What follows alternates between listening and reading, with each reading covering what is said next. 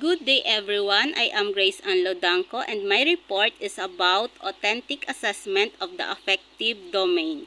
For this lesson, we are focusing on the affective targets in order to create a holistically developed students. When we say affective targets, instructors must be careful on their actions towards the learners, as it may have a positive and negative impact in the learner's attitude, such as face expression, body movement, sarcasm, and things that should be avoided inside the classroom. In affective targets, first we have attitude. Attitude is defined as a mental predisposition to act that is expressed by evaluating particular entity with some degree of favor and disfavor. And we have four components of attitude. First, cognition. These are the beliefs, theories, cause and effect of beliefs and perceptions. Number two, affective. It refers to the feelings and emotions such as fear, likes, and anger. Number 3, behavioral intention. These are our goals and aspirations and our expected response towards the attitude. And last, evaluation.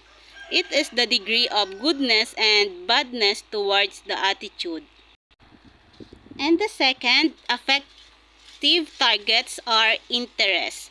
An interest can be an individual experience which they find it more enjoyable, which involves lasting feelings. It can be a psychological state of mind which can increase the learner's attention, effort, and excitement towards a specific situation.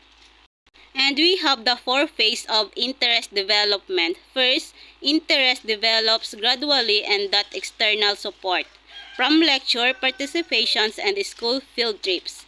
Number 2, students at different stages of interest development may benefit from different types of external support. It creates more exciting environment to catch students' attention inside the classroom, constructing a learning activities which can awaken the learner's individual interest. Number 3, triggered and maintained situational interest, where an individual begins to feel a personal sense of ownership. They started to go beyond what is required and becomes more curious and ask more questions to satisfy curiosity.